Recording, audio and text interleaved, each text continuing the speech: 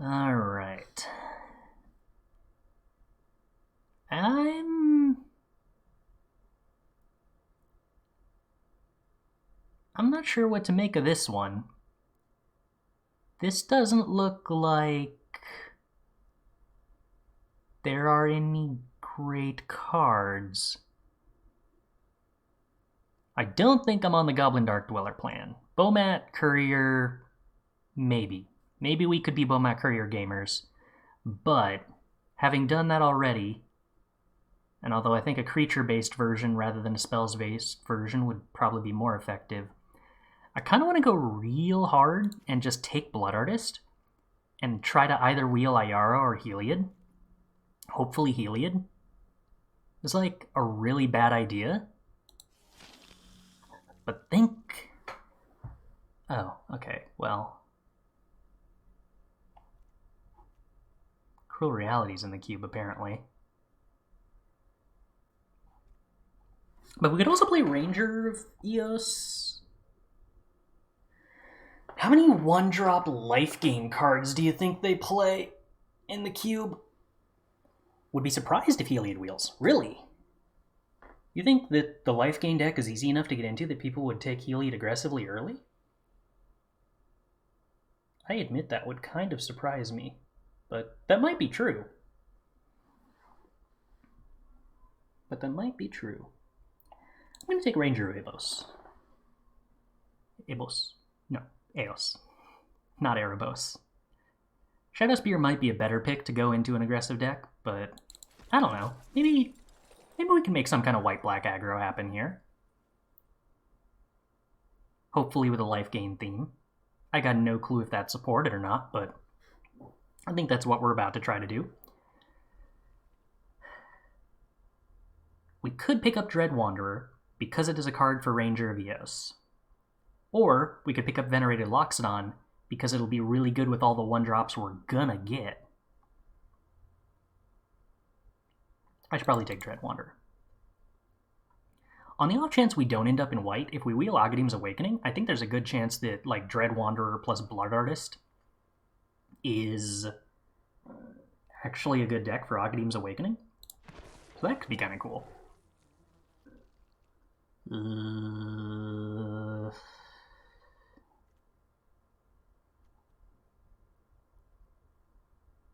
Oh. I guess Swords to Plowshares is a magic card. I kind of missed that this was here because it was a card I've never seen the art of before, so my brain just immediately went Mana Tithe. But I think we're probably supposed to put Swords to Plowshares in our Magic the Gathering deck, given that it is better than like 99% of the cards in this cube. 1 mana makes something go away is good.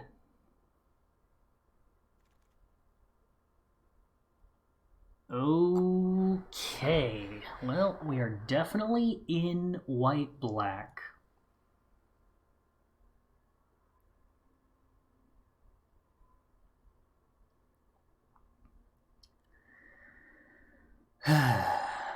Spellbinder, Thalia, History, and Welcoming Vampire all seem pretty interesting.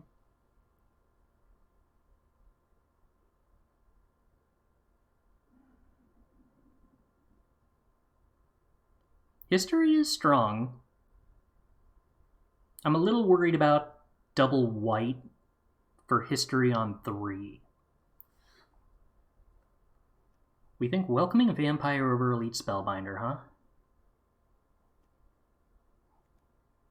I think I want to take Elite Spellbinder because I think this is probably a cube where making our opponent's 5-drop cost more is really impactful. I'm not happy that Luminarch Aspirant is the nerfed version of Luminarch Aspirant, but this is probably the card to pick. I do think Welcoming Vampire was likely a very reasonable choice. We get to just pick up a dual land out of a pack that had no other options for us. So that seems cool. Hand hate is inherently weaker in limited formats. Yes, I don't disagree with that. But I do sort of disagree with the notion that Cube follows those rules. especially a cube that is, I think, more geared towards mid-range and combo, which seems to be what this cube is so far. But got pretty low confidence in that. I don't want any of these cards. And since I'm not playing in this pod, I guess I just cut a card that might theoretically make my deck. Helia did not wheel. I don't think we can do triple black for Ayara, but I do... Oh no, I'm definitely taking Giant Killer for the Ranger, aren't I? Sign of Blood is interesting and worth considering, but Giant Killer for Ranger is absolutely super the pick. You can't hand away people's top end, though, but you can definitely hand hate away their curve, which is Elite Spellbinder's job. Like, I don't like Thoughtseize, but Elite Spellbinder is also a 3-power flyer. So if we can stop them from having a 3-drop, or, you know, whatever. None of these are good. Wow, the Venerated Loxodon wheeled. I am impressed and happy. That's probably a good sign. Ministrant of Obligation isn't stellar, but Inscription of Ruin also isn't stellar? Do I want either of these cards? I don't know, but I'm going to default to the creature, I guess. Wow, the Thalia and the History came back? Do we take the Thalia for curve, or do we take the History and possibly not play black? I think I'd rather try to possibly not play black so far. Nobody took the Magma Opus? Okay. Oh, can we snag Stonecoil Serpent with Ranger of Eos?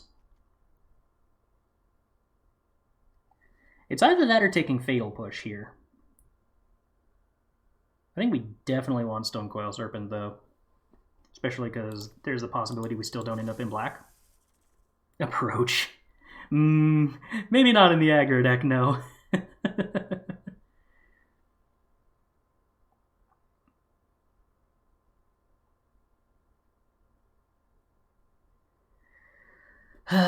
So we can try to play black 1-drops, which is a scary idea, while also trying to play History. We could play Infernal Grasp. We could play Angel Invention. It is an Anthem, which kind of works with the Flyers and the History of Benalia. We could also play... No, Angel Invention is definitely better than Lolth. I think it's probably Angel Invention. But maybe I'm supposed to be taking one of these black 1-drops. Then again, one of them will probably wheel. Usher of Fallen is an excellent 1-drop. Isolated Chapel is a dual land, though? I don't think Eldest Reborn is good enough to take up a 5-drop slot.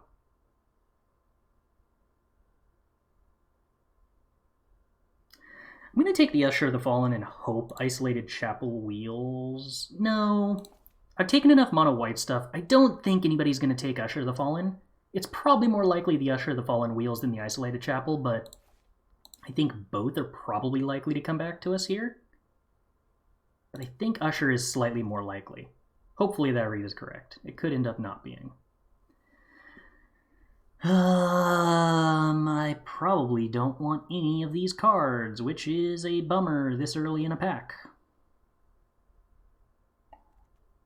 I don't want to play Lyra. If this was a sideboarded format, then I'd be interested in that.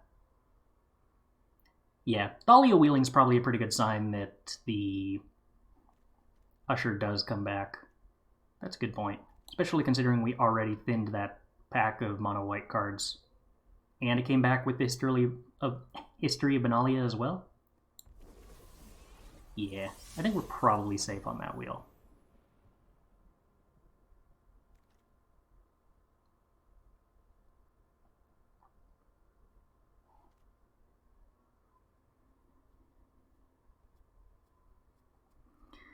Morbid Opportunist? Opportunist? Sure, we'll pretend that's a word. It's kind of interesting. Scrap Heap Scrounger and Starnheim Unleashed. Also very interesting. I feel like my ability to actually say words is so compromised lately. I'm tripping over my own tongue. It's probably Scrap Heap Scrounger. That feels like the most aggressive card here.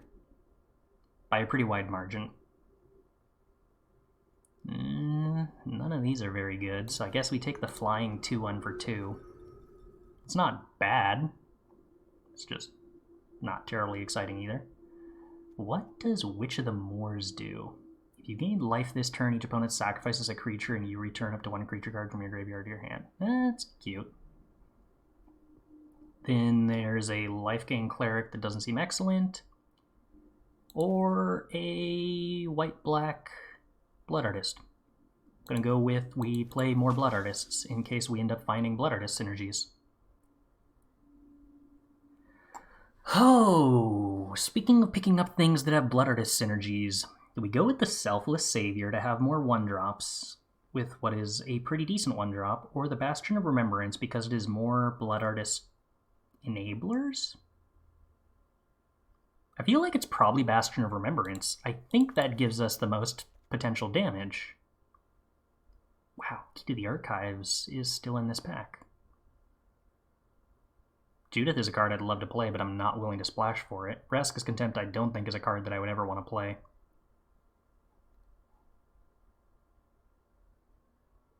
Well, let's take Vraska's Contempt. I think if we do end up needing playables, it's a better addition to our deck than any of the other stuff. Key to the Archive specifically.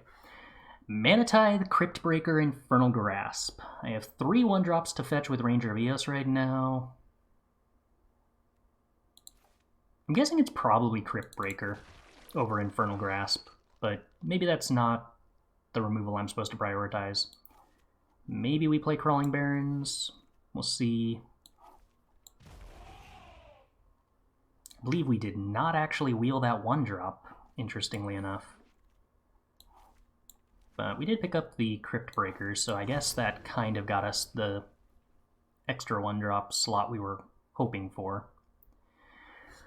We have a lot of cards in this pack. Clarion Spirit's interesting, Cave of the Frost Dragons is interesting, both of the dual lands are interesting. So we're going to wheel something decent out of this pack, no matter what. I feel like 3 Blood Artist effects makes me very Clarion Spirit curious. Though I don't know if I have enough card draw to really sustain it.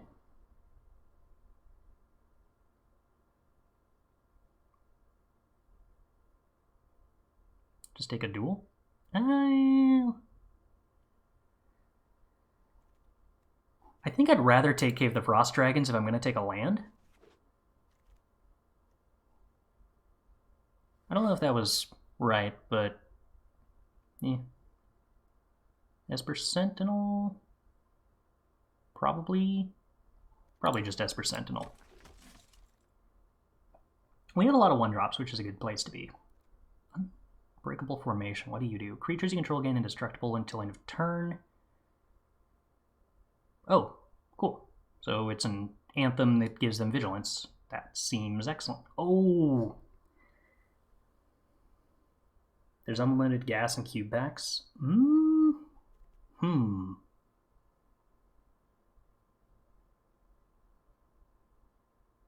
Maybe that's true. Although creature lands are kind of a irreplaceable form of gas. I'm tempted to take Bontu because we have 3 Blood Artist effects. And that's probably right, but I'm going to take Unbreakable Formation instead because I'm a coward and not good at having fun. Can we take Shattered Sanctum in a... Yeah, because we can use it to cast History Benali even if it doesn't help fix for 1-drops. I don't think Alseid is good enough to be worth taking. Embercleave is probably a card that is worth first picking to put you in mono red. That's something to think about. Oh, is Isamaru our 1-drop that we want? We have 1, 2, 3, 4 1-drops at the moment. Or we could take Skyclave Shade. I'm probably... Not Shade, Apparition. Probably supposed to take Apparition over Isamaru. Think we'll end up with more good 1-drops.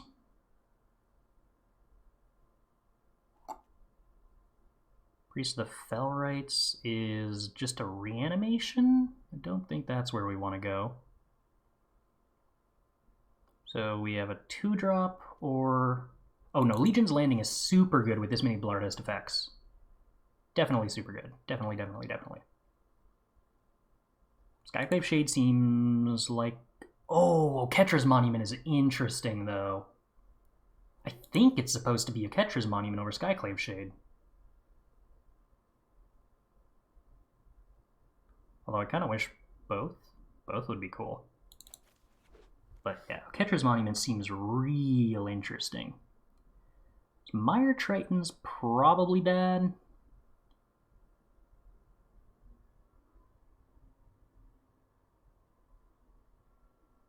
Mire Triton's probably bad, but nothing else in that pack I really want.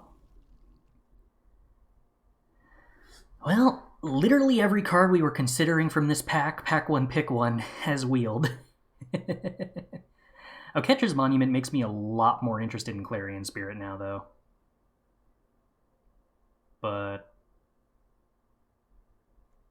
also, I guess I'm probably just supposed to take Concealed Courtyard with how much my mana base benefits from 1-drops.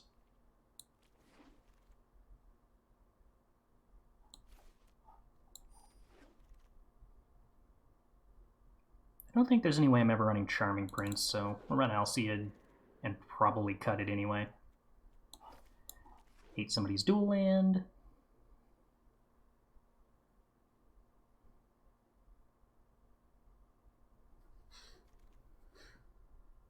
Banishing Light that we're probably not going to play, but interesting options. I don't know, let's see. Probably not playing Disfigure. Probably not playing this Alseid. Yeah, 6 lands already. Oh, I guess I actually have to uncut stuff, don't I? I'm assuming this is probably a 16-land deck. 10, 11, 12, 13, 14, 15, 16. Wait, what? No, 11, 12, 17. Right, okay.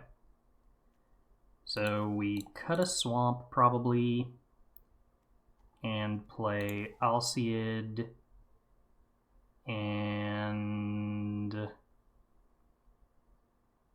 I playing Vraska's Contempt? No, I'd play Banishing Light over Vraska's Contempt. Am I playing Banishing Light or Lyra or Disfigure? Yeah, I think I'd probably agree that it's Banishing Light.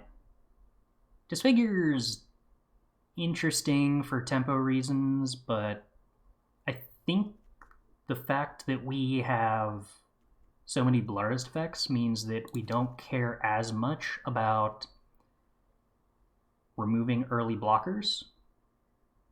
Maybe that's not a correct evaluation, because Disfigure's kind of good at a different time in the game than when these things are relevant.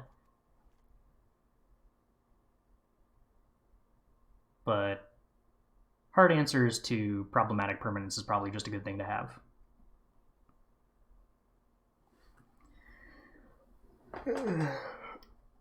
Alright.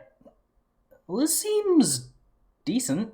We certainly have a theme and we stuck to it hard.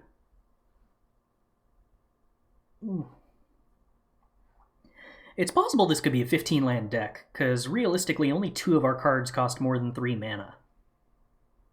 But I don't think that any of the stuff that I have to bring in is better than a 16th land. So we'll stick with the 16th land for the time being.